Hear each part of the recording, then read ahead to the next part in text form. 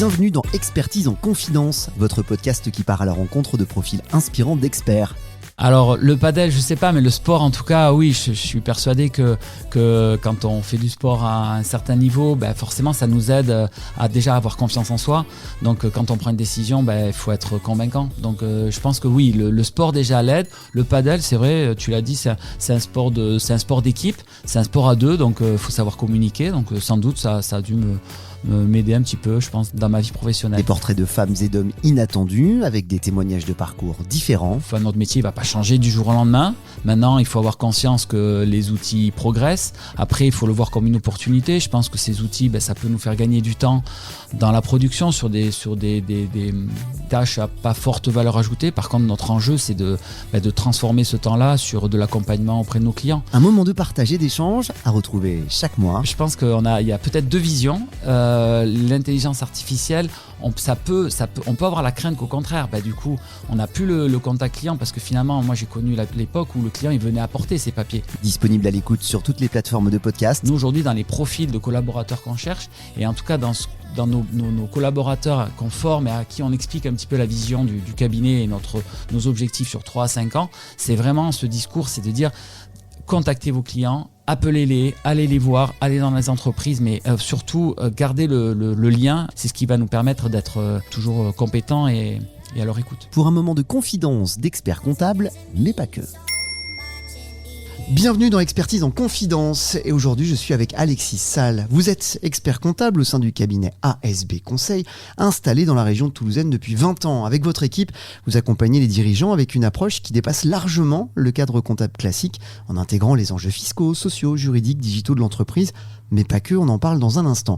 Chez ASB Conseil, vous défendez une certaine idée du métier, avec une expertise que l'on veut rigoureuse, bien sûr, mais aussi faite de relations de proximité, de confiance et un accompagnement personnalisé au service des décisions des dirigeants. Alexis, vous êtes aussi un ancien professionnel de paddle.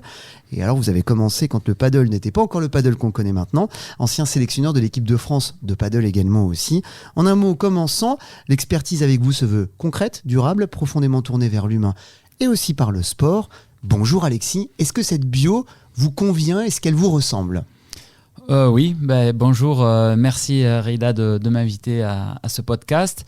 Oui, la présentation est assez fidèle à ce qu'on essaie de retransmettre à ASB Conseil. Donc c'est effectivement, le cabinet existe depuis une vingtaine d'années et on a toujours essayé d'être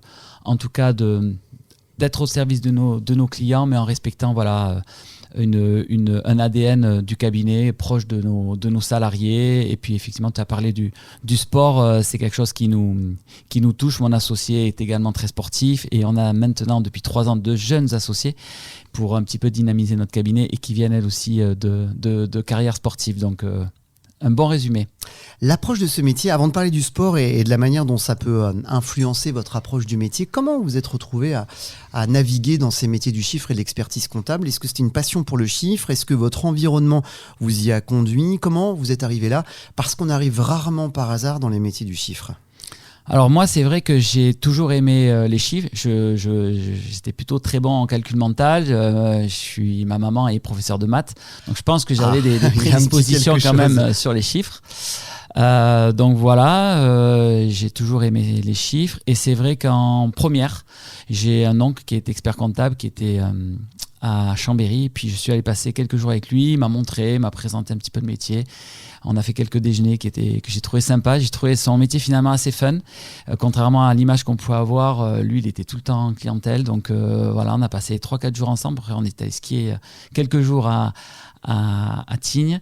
Et puis voilà, mon oncle, c'était aussi un passionné de sport. Et j'ai toujours vu mêler son travail, le sport. Et je pense que ça a fait sens. Et je suis rentré et j'ai dit à mes parents, voilà, je vais être expert comptable. Ancien professionnel de paddle, mais dans la fin des années 90, début 2000, là où le paddle ne connaissait pas le succès qu'on lui connaît maintenant, à raison sans doute, puisque le paddle permet aussi de développer grandement ses réseaux d'affaires, et on en parlera peut-être ensemble. Comment vous avez trouvé le temps de mener de front des études relativement longues pour l'expertise comptable et l'exigence d'un sport de haut niveau comme le paddle? Alors moi j'ai découvert le padel, donc je viens du tennis, j'ai fait énormément de tennis jeune, j'ai découvert le padel à l'âge de 22 ans et j'avais terminé, pour le coup, j'avais terminé mes études. Donc, je revenais à Toulouse pour faire mon stage d'expertise comptable. Et bon, j'avais pas d'enfant à l'époque, donc c'était quand même assez facile d'allier une pratique du sport tous les jours, puisque je m'entraînais tous les jours, et de faire aussi de démarrer mon stage d'expertise comptable. Donc ça, voilà, ça m'a permis d'atteindre un très bon niveau, donc effectivement de pouvoir jouer en équipe de France pendant de longues années, tout en pratiquant mon métier. Après, la difficulté, ça a plus été quand j'ai eu une vie de famille, parce que j'ai 3 enfants, donc de mêler effectivement ma vie professionnelle avec la création d'un cabinet qui prend quand même beaucoup de temps, mon rôle de papa, et puis aussi de continuer ma passion qui était quand même très exigeante en termes d'entraînement. Donc effectivement, ça m'a demandé beaucoup d'organisation, mais ça m'a apporté aussi énormément de choses dans un sens comme dans un autre, parce que le sport m'a beaucoup appris pour mon métier et inversement. Transition toute trouvée. De quelle manière, je sais que cette question elle est très très large, de quelle manière le sport en règle générale vous a permis d'alimenter votre vision du métier? Est-ce que c'est par l'exigence? Est-ce que c'est par le sens du sacrifice, du devoir, la rigueur ou la créativité aussi de votre jeu de raquette? Dans quelle mesure cela vous a influencé dans la pratique du métier? Alors, c'est difficile de répondre parce que je pense que ça s'est construit. Moi, je fais du sport de manière très intensive et à haut niveau depuis que j'ai 10 ans. Parce que je suis parti de chez moi à l'âge de 12 ans. Donc, j'ai toujours connu la compétition. Et assez naturellement, quand j'ai créé mon cabinet, c'est vrai que cette exigence, je me la suis donnée. Et donc, je pense, alors soit c'est dans mes gènes, mais soit c'est aussi, je pense, l'apprentissage les contraintes du sport de haut niveau qui m'ont servi dans mon cabinet à être, effectivement, si j'ai une de mes qualités, si j'en ai une, c'est vraiment ma persévérance et l'envie toujours de me remettre en question et de bien faire. Donc ça, sans doute, je l'attribue à mon expérience de sportif. Ouais. Elle se cultive, cette expérience de sportif, dans votre monde professionnel ou une fois qu'on l'a, c'est ancré? J'entends par là, est-ce que vous continuez la pratique? Est-ce que vous avez besoin justement de la continuer pour garder cet objectif, cette rigueur qui est la vôtre? Est-ce que vous la pratiquez encore? Est-ce que vous creusez encore ce sillon? Alors, moi, je continue, je suis passionné de sport et notamment de padel, donc je continue à jouer, je continue à m'entretenir, donc je pense que ça fait partie de moi. Et les périodes où je suis blessé, où malheureusement je ne peux pas faire de sport, je me rends compte que ça a un impact sur ma vie et ma vie professionnelle, personnelle. Donc j'en ai besoin. Après, le cultiver, oui, je crois que de toute façon, moi j'ai besoin de me challenger, donc que ça soit à travers le sport ou à travers mon activité professionnelle finalement. Je ressens toujours le besoin de me mettre en question et de me projeter. Vous êtes expert comptable, mais le métier de l'expertise comptable va bien plus loin maintenant. On n'est pas simplement dans la déclaration de TVA, on est aussi dans l'accompagnement stratégique des entreprises aussi, dans le juridique parfois aussi, dans la capacité à pouvoir avoir des investissements qui sont idéaux. Enfin, il y a un vrai accompagnement stratégique. Comment vous expliquez justement que le paddle séduit autant les entrepreneurs à travers des clubs de rencontres, du réseautage et notamment autour de métiers du chiffre ou de l'entrepreneuriat au sens large? Est-ce que c'est propre à ces disciplines à proprement parler ou c'est le sport qui permet de fédérer? Alors, je pense que c'est quand même le sport qui permet de fédérer, dans le sens où d'abord le padel c'est un sport qui est très accessible. Donc en soi on peut, nous tous les 2 ans avec le cabinet on organise une journée pour nos clients et donc on passe la journée à jouer, puis après il y a un moment de convivialité autour d'un verre. Mais c'est vrai que j'ai des clients qui me disent non mais j'ai jamais joué. Je dis mais c'est pas grave, justement venez essayer. Et donc et ils se ressortent tous avec la banane. C'est accessible. Donc ça c'est la grande force du sport. Je viens du tennis, je fais la même chose au tennis, je peux pas le faire. C'est trop dur, donc les gens vont s'amuser, mais pas vraiment. On va passer son temps à ramasser les balles, quoi. Ouais, c'est ça. Ça va être trop dur. Donc là, déjà, le sport en lui-même est beaucoup plus et s'y prête bien. Déjà premièrement. Et ensuite, c'est un sport qui aujourd'hui a beaucoup, en tout cas qui a connu son succès sur une tranche d'âge entre 35 et 55 ans. Donc c'est aussi une tranche d'âge où souvent on a des gens qui sont installés, donc qui professionnellement sont en recherche de réseau. Donc Voilà, on a ce cumul d'un sport accessible avec une tranche d'âge qui correspond aussi à ça. Puis après, il y a l'effet mode. Hein. C'est vrai que l'effet mode, voilà, on a eu la chance d'avoir des stars du football, de tous les sports finalement qui sont mis énormément d'anciens sportifs de haut niveau.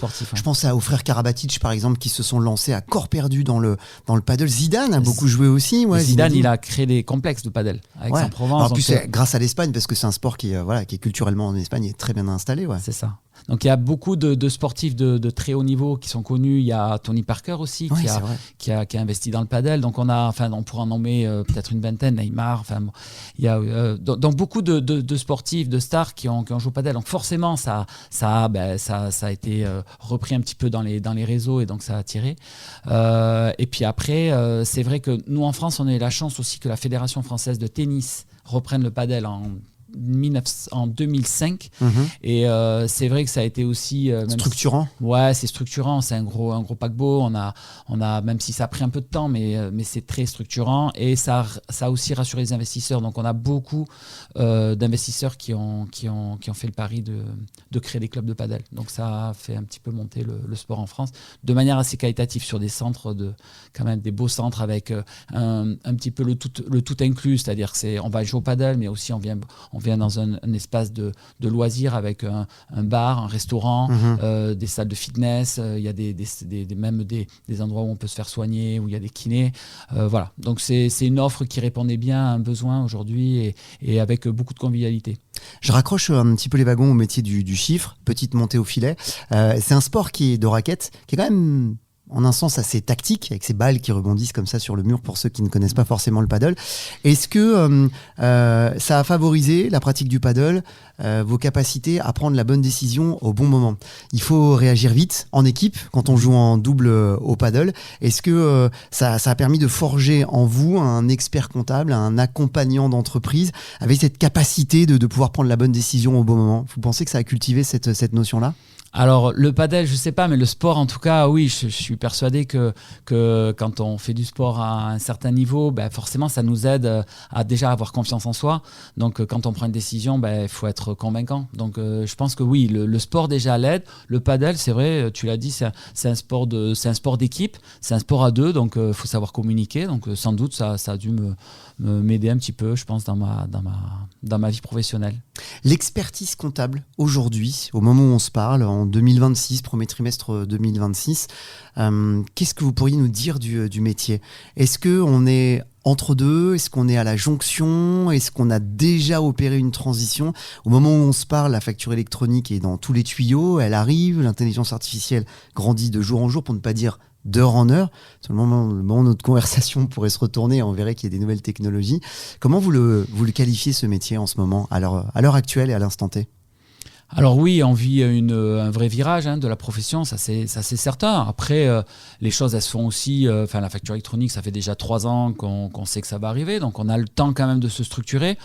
Notre métier ne va pas changer du jour au lendemain. Maintenant, il faut avoir conscience que les outils progressent. Après, il faut le voir comme une opportunité. Je pense que ces outils, ça peut nous faire gagner du temps dans la production sur des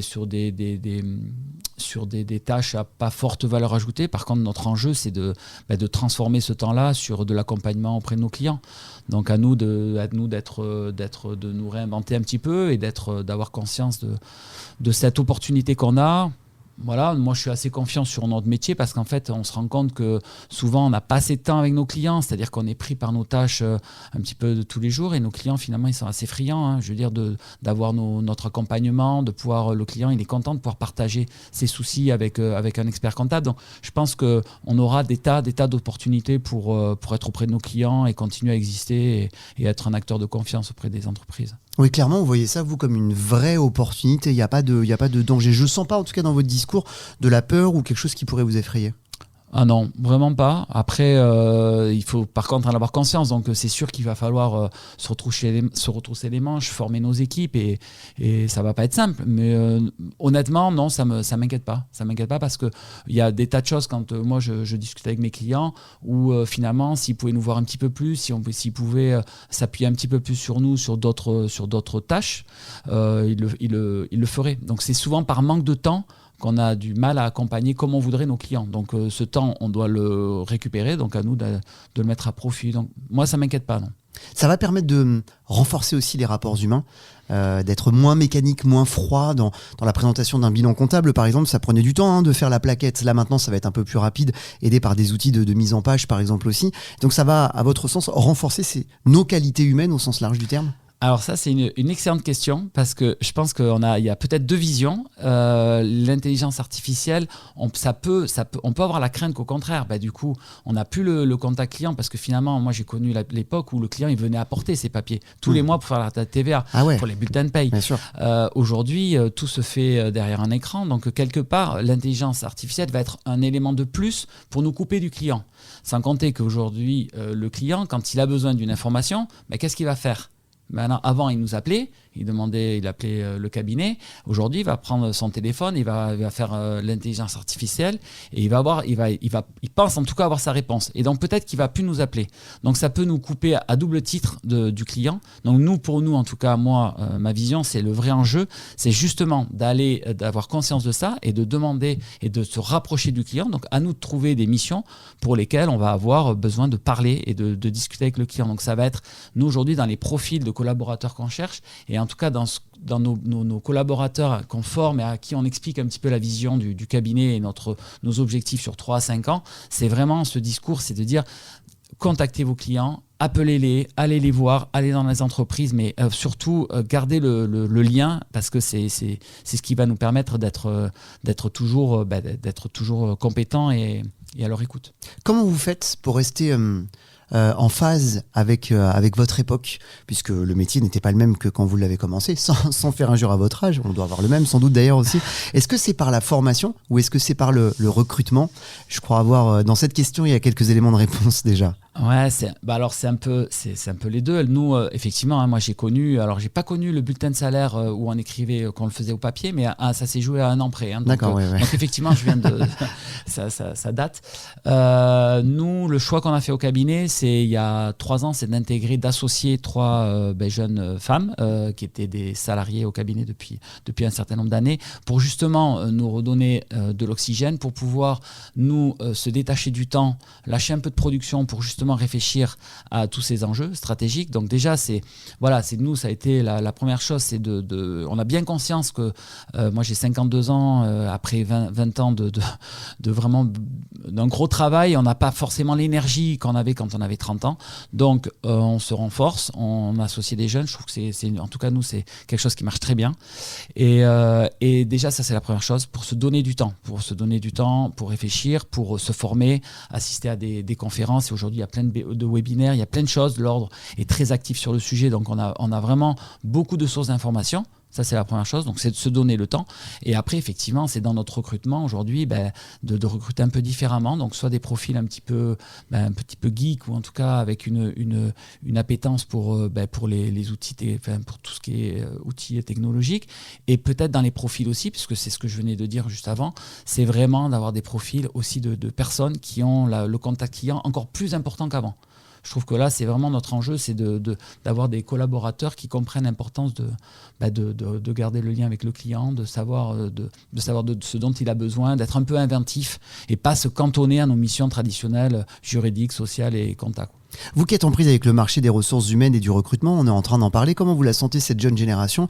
Est-ce que vous la sentez au fait de ces évolutions technologiques, ou est-ce que vous voyez aussi apparaître une nouvelle génération de futurs experts comptables, experts et expertes comptables, ou en tous les cas de professionnels du chiffre, qui sont plus attirés par la profession, justement parce qu'il y a des outils technologiques qui permettent de se séparer un petit peu de cette partie un peu rébarbative, un petit peu ennuyeuse, pour pas dire tout simplement chiante, et cela permet d'opérer une sorte de renouvellement un peu des profils. Comment vous le percevez, vous ? Oui, c'est vrai qu'on a en tout cas, on voit des profils assez différents.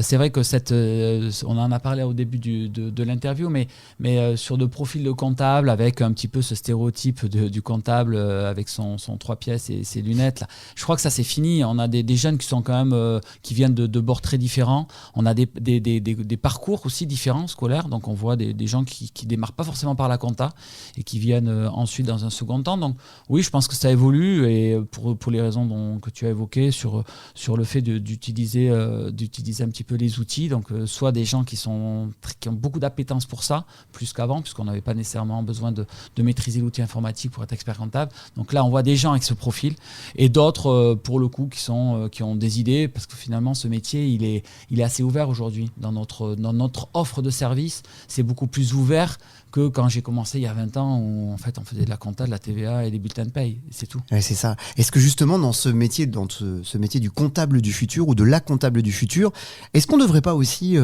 revoir un peu, mais ça c'est valable je pense pour tous les métiers, je pense même pour les médecins qui ont beaucoup d'années d'études après le bac, est-ce qu'on ne devrait pas revoir la manière d'étudier ce métier-là aussi ? Il y a peut-être un côté bachotage ou apprentissage par cœur qui est plus nécessaire désormais maintenant. Est-ce qu'il n'y a pas une petite refonte ? Là je parle vraiment du professionnel que vous êtes, qui prend sa paire de jumelles et qui regarde le métier de demain. Alors après, on reste un métier quand même de technique, donc il nous faut quand même la technique comptable, fiscale, parce que ça nous donne les bases pour ensuite conseiller, donc ça reste important.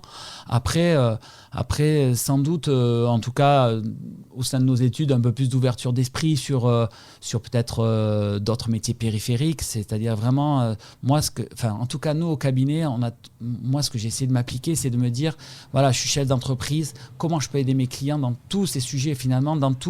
Moi, un client, il a un problème, je veux pouvoir l'aider à le résoudre. Alors, soit je sais le résoudre, mais sinon, si je ne sais pas, c'est d'être capable de l'orienter c'est les professionnels. Donc, c'est finalement de maîtriser un petit peu tout l'environnement économique et l'environnement d'un chef d'entreprise. Voilà.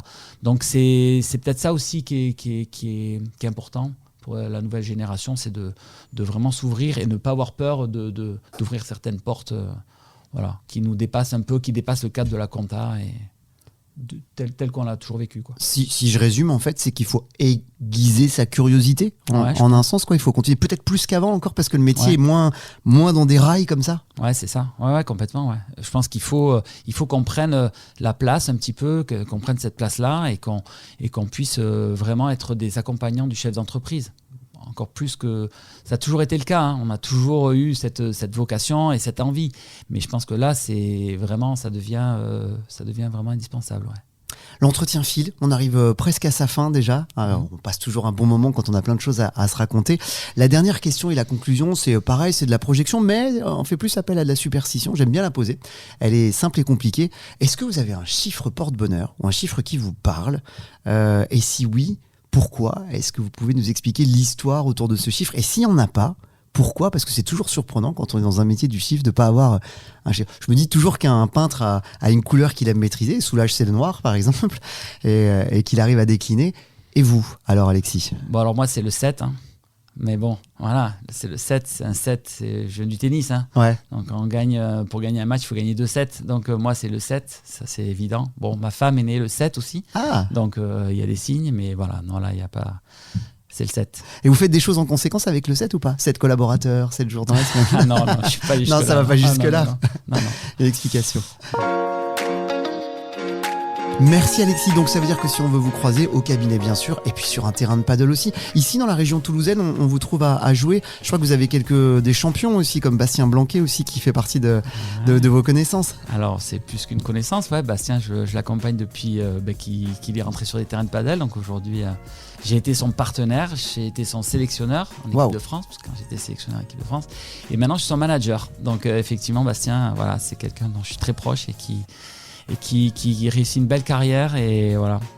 Donc vous pouvez me croiser avec Bastien, sinon aussi au Stade Toulousain, parce que j'entraîne l'équipe 1 du Stade Toulousain Casa Padel. Donc Casa Padel est un groupe de clubs en France qui a vocation à se développer un petit peu dans toute la France, et on est présent au Stade Toulousain. Donc voilà, sans doute le plus courant, ça sera de se croiser au Stade Toulousain, donc sur les terrains de padel du Stade Toulousain. Eh ben on pourra peut-être s'y croiser d'ailleurs. Moi je suis de l'autre côté, au rugby. Côté terrain, au rugby exactement. On est voisins. On fera un échange alors. Avec grand plaisir. Oula, ça va. Pas le même sport. Merci beaucoup Alexis d'avoir répondu à mes questions. Merci à toi, au revoir.